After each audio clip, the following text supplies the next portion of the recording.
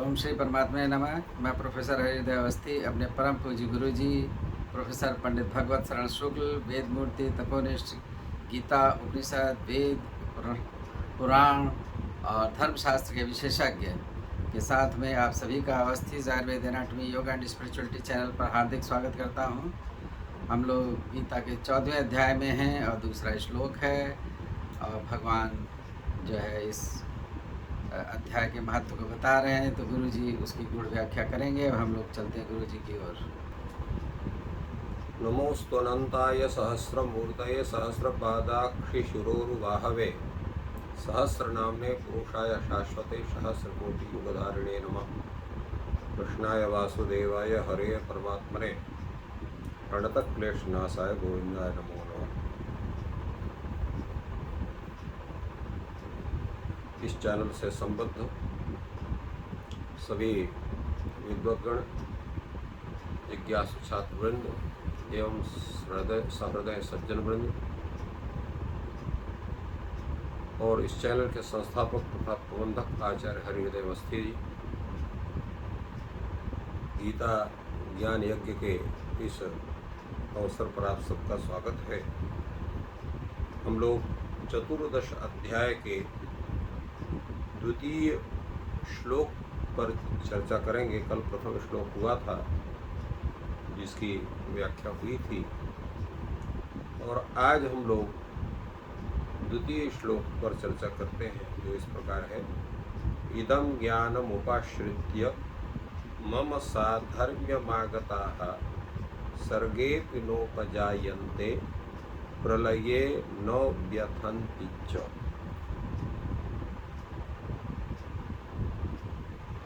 हमारे यहाँ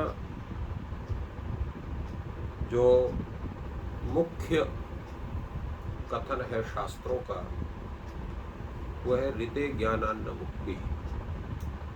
बिना ज्ञान की मुक्ति नहीं होती। उसी ज्ञान की भगवान ये बात कर रहे हैं कि इस ज्ञान का जो आश्रयण कर लेता है वह मम साधर्म्यमागताः, वो मेरे साधर्म माने मेरे स्वरूप को वो धारण कर लेता, अर्थात मुक्ति को प्राप्त कर लेता है। तो मुक्त हुए व्यक्ति का ना तो जन्म होता है और ना तो मरण होता है। इसलिए भगवान ने कहा सर्गेऽपि नोपजायन्ते, वो सृष्टि के आदि में उत्पन्न भी नहीं होते हैं और प्रलये न व्यथन्ति च, प्रलय काल में उनको व्याकुलता भी नहीं होती है, कष्ट भी नहीं होता है। यह तो एक सामान्य तात्पर्य हुआ इस श्लोक का, परंतु इसके अंदर जो रहस्य भरा पड़ा हुआ है उस पर भी थोड़े हम लोगों को चर्चा करनी चाहिए।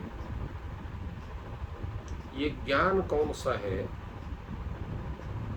जिसके आश्रय करने से व्यक्ति को मुक्ति प्राप्त होती है, और जिसे शास्त्र कहते हैं ऋते ज्ञानान्न मुक्ति ही, बिना ज्ञान की मुक्ति नहीं हो सकती है। वो ज्ञान का स्वरूप क्या है? तो जिसको हम लोग कहते हैं ब्रह्म ज्ञान। ब्रह्म ज्ञान से ही जो है वो कर्म स्तब्ध होते हैं। पीछे आया है जिसको आप लोगों ने पढ़ा है, सुना है, ज्ञानाग्निदग्ध कर्माणं तमाहु पंडितम बुधाः। बुद्धिमान कौन है? जो ज्ञान रूपी अग्नि से कर्मों को जला करके भस्म कर देता है। तात्पर्य क्या है इसका? इस संपूर्ण सृष्टि प्रक्रिया का मुख्य हेतु हमारे कर्म है, और वो दोनों कर्म उसके सृष्टि में सहायक होते हैं, हमारे उत्पत्ति में और हमारे मृत्यु में भी, दोनों में। हमारे का मतलब जो है शरीर को लेकर के है। शरीर का जन्म और शरीर का मरण होता है। आत्मा का तो न जन्म होता है न तो मरण होता है, परंतु चूंकि उस शरीर में जब तक आत्मा है तो वो आत्म तत्व के साथ होने के कारण हमको ये भ्रम हो जाता है कि वो शरीर के साथ आत्मा भी नहीं रहता है, या आत्मा कहीं दूसरे जगह चला जाता है, आदि आदि अनेक प्रकार के भ्रम पड़े हुए हैं। और उस भ्रम में ही हम लोग जीते रहते हैं, उस भ्रम में ही मरते भी रहते हैं और फिर उत्पन्न होते हैं, फिर मरते हैं, यही क्रम चलता रहता है। तो ज्ञान से होने से हम क्या करते हैं कि जो कर्म करते हैं वो सभी कर्म वो भगवत प्रीत्यर्थ हो जाते हैं, स्वार्थ कर्म नहीं रह जाते हैं। वो अपने लिए कोई कर्म नहीं होता है। तो जैसे आप अपने लिए कर्म नहीं करेंगे तो फल भी आपको उसका नहीं मिलेगा, फल भी उसी के लिए मिलता है जिसके लिए आप कर्म करते हैं, उसको मिलेगा, आपको नहीं मिलेगा। जैसे आप कहीं कंपनी में सर्विस करते हैं तो जो प्रोडक्शन होता है उसका फल आपको नहीं मिल रहा है, वो फल उसको मालिक को मिलता है, मालिक उसे बेच कर पैसा कमाता है और आपको कुछ उसके वनिस्पत कुछ आपको सेवा का मिलता है, द्रव्य मिलता है जिससे आपका जीवनचर्या चलती है, परंतु उस कर्म का फल आपको तद्रूप में नहीं मिलता है जो कर्म आप अपने वो कंपनी के लिए करते हैं। ठीक इसी ढंग से यहाँ पर भी है, हम भी क्या है उस प्रभु के, उस परमात्मा के एक खिलौने मात्र हैं और वही परमात्मा हमसे कहता है कि काम्या नाम कर्म नाम न्यासम, अपने काम्य कर्मों का त्याग करिए और केवल कर्म करना ही आपका कर्तव्य है, फल के विषय में आशा आपको नहीं करनी है। कर्मण्येवाधिकारस्ते मा फलेषु कदाचन, ये स्वरूप आपको अपना व्यवस्थित करना है। तो ऐसी अवस्था में जब कोई भी कर्म आपके लाभार्थ नहीं होते हैं, केवल भगवत प्रीत्यर्थ होते हैं, तो उस कर्म का फल आपको प्राप्त नहीं होता है। न शुभ कर्म का फल आपको प्राप्त होता है और न अशुभ कर्म का फल आपको प्राप्त होता है। तो कर्म बंधन की जो श्रृंखला है वो यहीं पर टूट जाती है, क्योंकि अगर आपने शुभ कर्म किया तो शुभ कर्म के फल का भी भोग आपको करना है। स्वर्ग आदि लोक आपको प्राप्ति होगी, या मनुष्य होंगे, या देवता होंगे, या गंधर्व होंगे, किन्नर होंगे, आदि आदि आपके तत्त रूप आपको तत्त योनि विशेष में जहाँ आपको अनेक प्रकार के स्वर्गोचित सुख प्राप्त होता, त्रिसुख आपको प्राप्ति होती है, वो आपके पुण्य का फल होता है। और पाप कर्म आपके द्वारा होते हैं तो उससे अनेक प्रकार के कष्टकारक योनियों में जाना पड़ता है, अथवा अनेक प्रकार के जो है नरकादि का भोग करना पड़ता है, तो उसका फल प्राप्त होता है। किंतु जब शुभ कर्मों को भी आप प्रभु पर समर्पित करते हैं, अशुभ कर्मों को भी प्रभु के प्रति समर्पित करते हैं और सर्वत्र जो है स्वकर्तव्य मान के अपने कर्म का विधान करते हैं, जिसके लिए भगवान ने श्री कृष्ण ने गीता में कहा है कि स्वे से कर्मणि अभिलता संसिद्धिम लभते नरा, वो स्वकर्म, जिस स्वकर्म की चर्चा उन्होंने चतुर्थ अध्याय में की है कि ब्राह्मणों के क्या कर्म है, क्षत्रियों के क्या कर्म है, वैश्य के क्या कर्म है, शूद्र के क्या कर्म है। और उसमें उन्होंने ये कहा कि जो है कि अगर कोई समझता है कि मेरा कर्म बुरा है तो सदोषमपि न त्यजेत, वो स्वदोष, अगर वो दोष युक्त कर्म भी है तो भी उसका त्याग नहीं करना है, स्वकर्म मान करके, कर्तव्य मान के करना है। और उसी को धर्म शब्द से भी कहा गया है, जिसको वो कहते हैं कि परधर्मे निधर्म स्वधर्मे निधर्म श्रेयः परधर्मो भयावह, वहाँ धर्म शब्द का अर्थ ही कर्तव्य कर्म के रूप में है। तो ये भगवत आज्ञा है कि स्वकर्म को करना और उसके फल की इच्छा न करना, और सर्वतो भावेन परमात्मा को ही सब कुछ समझना, सब कुछ उसके प्रति समर्पण कर देना। और एक परमात्मा ही है जो संपूर्ण विश्व का निर्माता है, संपूर्ण विश्व को सृजन करता है, संपूर्ण व्यक्ति को, संपूर्ण विश्व को प्रेरक है, संप्रेरक है, तो सब कुछ वह परमात्मा ही इत्याकारक जिसको ज्ञान हो गया, तो फिर संपूर्ण सृष्टि में वो भगवत स्वरूप को ही देखता है, सृष्टि के किसी भी अन्य स्वरूप को नहीं देखता है। ऐसा जो ज्ञान जिसको हो जाता है तो वो प्रभु के समान हो जाता है, प्रभु की समर्थता के स्वरूप को प्राप्त करता है। यही प्रभु के स्वरूप की संप्राप्ति है। सच्चिदानंद परमात्मा से उसका अभिन्न भाव हो जाता है, अर्थात वो अपने को परमात्मा स्वरूप से, आत्म तत्व का ज्ञान होने से, क्योंकि आत्म तत्व जो है, जैसे अभी चर्चा चलती है, कभी कभी ये प्रश्न होते हैं कि आत्मा और जीवात्मा में क्या भेद है। ये भी लोगों के बहुत से प्रश्न होते हैं। कुछ लोग कहते हैं दोनों एक ही हैं, जीवात्मा और परमात्मा में कोई भेद नहीं। कुछ लोग कहते हैं भिन्नता है। तो जीव क्या है और आत्मा क्या है, ये भी थोड़ा सा जानना आवश्यक है। जब भोग शरीर या कारण शरीर से युक्त वह आत्म तत्व होता है, या स्थूल शरीर से, सूक्ष्म शरीर से, स्थूल शरीर से युक्त जो आत्म तत्व है वो जीव है।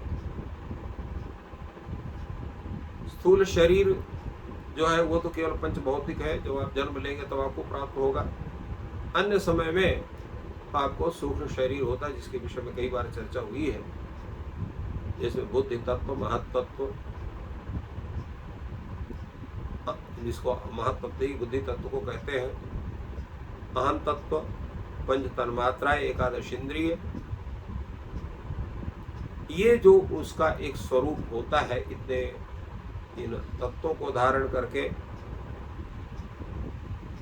तो वह जो स्वरूप है उस जीव, उस आत्म तत्व का, उसको हम सूक्ष्म शरीरधारी, उसको भी हम कारण शरीर भी उसको कहते हैं, सूक्ष्म शरीर भी कहते हैं, भोग शरीर भी कहते हैं। तो तादृश स्वरूप को संप्राप्त जो शरीरी है उसी को आत्मा भी कहते हैं, तो जीव भी कहते हैं। और जिस शरीर से भी जो विमुक्त हो जाता है,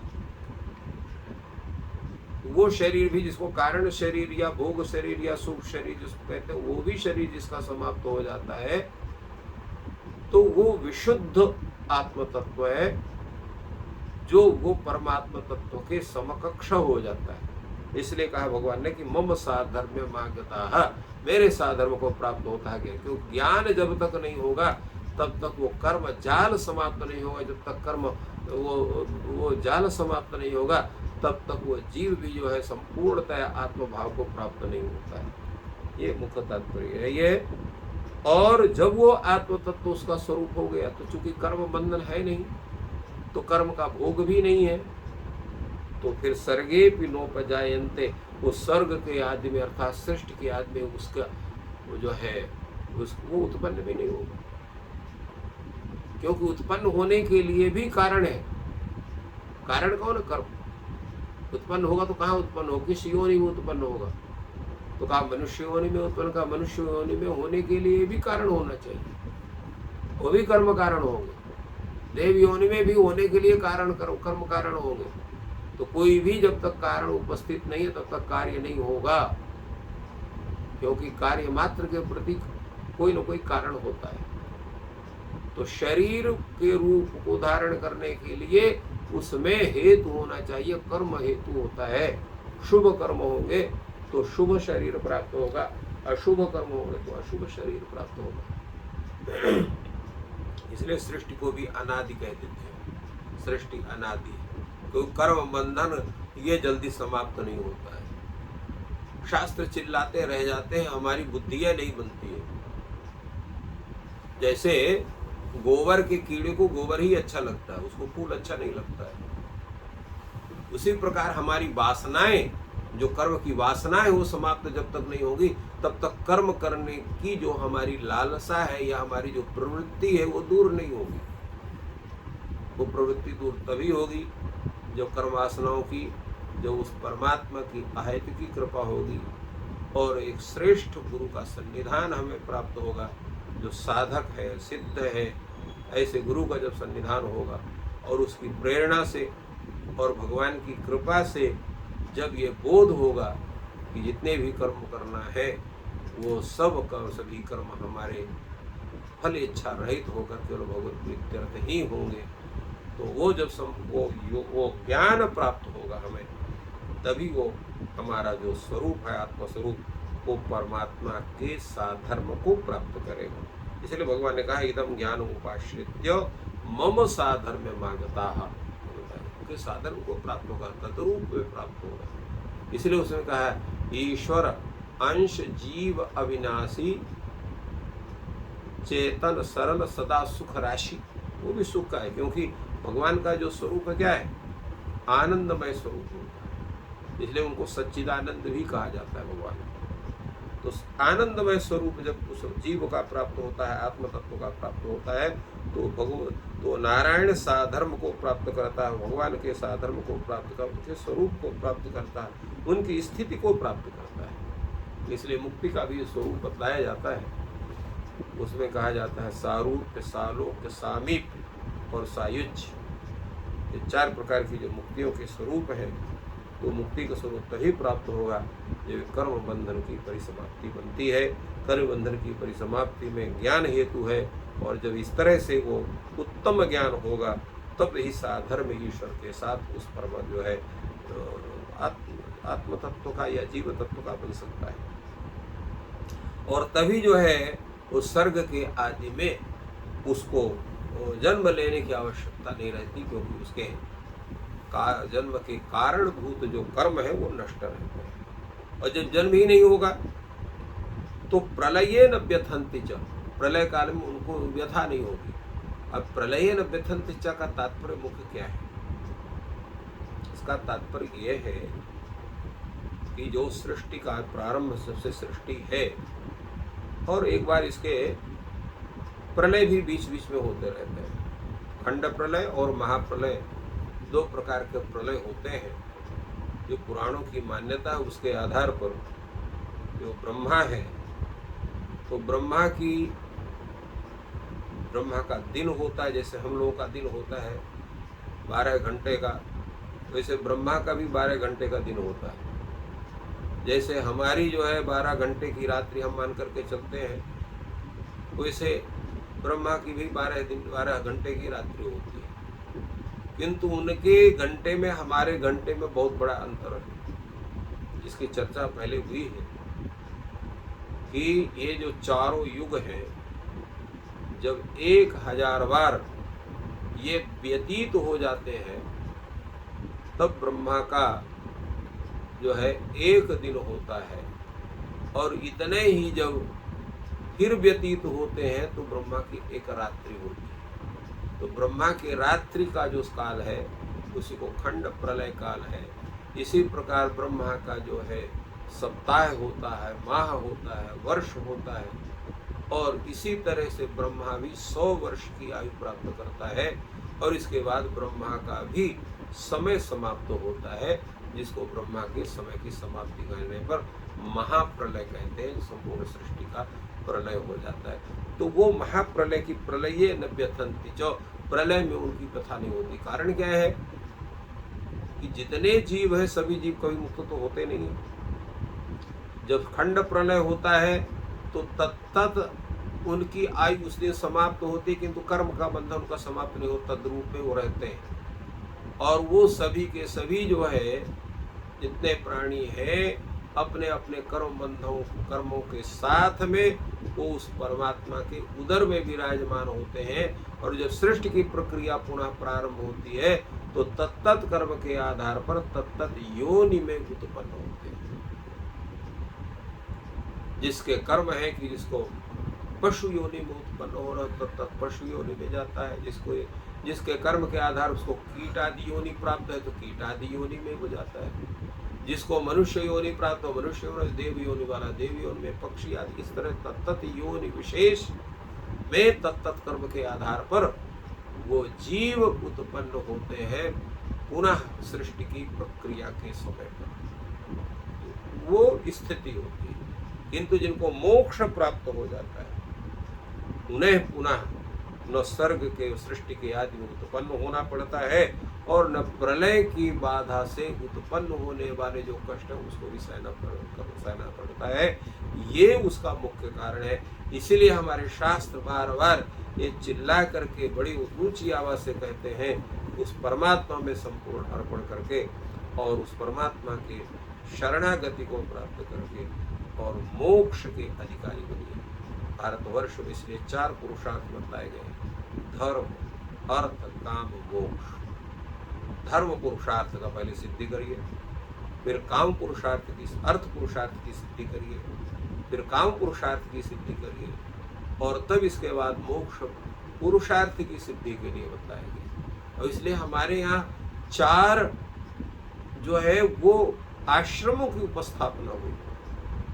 ब्रह्मचर्य आश्रम जो धर्मार्जन का और विद्यार्जन का समय होता है। दूसरा है आपका गृहस्थाश्रम। गृहस्थाश्रम में जिसमें अर्थ पुरुषार्थ और काम पुरुषार्थ की सिद्धि होती है। और इसी तरह से तृतीय आश्रम है, वह है आपका वानप्रस्थाश्रम, जिसमें धर्म, अर्थ, काम इन तीनों का विश्लेषण करते हुए मोक्ष के प्रति अपने को जीव उन्मुख करता है। और जो उसको परम ज्ञान की सिद्धि हो जाती है तब वो जाकर के संन्यास ग्रहण करता है। इसलिए हमारे यहाँ कहा जाता है, दंड धारण मात्रेण नरो नारायणो भवेत्। तो दंड ये केवल सामान्य दंड नहीं है, उस परम ज्ञान का प्रतीक है। जब व्यक्ति को संसार सागर से पूर्ण विरक्ति हो गई है, कर्म के विषय में उसकी कोई सी वासना है सब समाप्त हो गई है, संसार से वासना उसकी समाप्त हो गई है, केवल अपना शरीर धारण अपने कर्म से उस जो है प्रारब्ध कर्मजन्य जो शरीर उसको धारण करे, केवल सर्वदा पूरा 24 घंटे जो है परमात्मा के प्रति समर्पित व्यक्तित्व के धनी वो सन्यासी होता है। निरंतर श्वास श्वास में उस परमात्मा के नाम का उच्चारण होता है। न उसको भोजन में स्वाद होता है, न वस्त्र के विषय में कोई चिंता होती है, न किसी प्रकार की चिंता होती है। संन्यास धर्म ऐसे सामान्य धर्म नहीं है। इसलिए ये चारों आश्रम बनाए, चारों पुरुषार्थों की पूर्ण सिद्धि के लिए। तो इस तरह से जो भारतीय परंपरा है, जिस परंपरा को बहुत से लोग न समझने के कारण उसका उपहास भी उड़ाते हैं, वही कारण है कि जैसे कोई ऊंट किसी बहुत ऊंचे पर्वत का मजाक उड़ावे, वही दृष्टि है सामान्य जन जो इस भारतीय संस्कृति की, भारतीय सभ्यता को, भारतीय वर्णाश्रम की परंपरा को जो नहीं जानते हैं, जो केवल भोगायतन ही शरीर को मानते हैं कि केवल भोग के लिए शरीर है, उनको ये बात समझ में आ ही नहीं सकती है। तो गीता जो है ये इस ज्ञान को बतलाता है और उसी ज्ञान की चर्चा यहाँ पर इदम ज्ञान उपाश्रित्य ब्रह्मागता है सर्गे पुनोपि जायते प्रलयेन पेतन्ति च। इस श्लोक के माध्यम से भगवान उसी ज्ञान की तरफ इंगित करते हैं जो हमें मोक्ष प्राप्त करा करके और जन्म मरण का जो बंधन है उससे मुक्ति हमें प्राप्त होती है। उसी ज्ञान के प्रति भगवान का ये निर्देश हम सबके कल्याण के लिए किया गया है। तो इस प्रकार गुरु जी ने इस 14वें अध्याय गुणत्रय विभाग के महत्व का बहुत ही सरल भाषा में विश्लेषण किया कि इस ज्ञान का क्या महत्व है और इससे मोक्ष की प्राप्ति किस प्रकार होती है। और ये ज्ञान आप तक पहुंच रहा है और आप इसका प्रसारण और प्रचार वीडियो को शेयर करके अपने परिजनों के साथ कर सकते हैं। और आपका दिन शुभ हो, ईश्वर आपकी सहायता करें। धन्यवाद।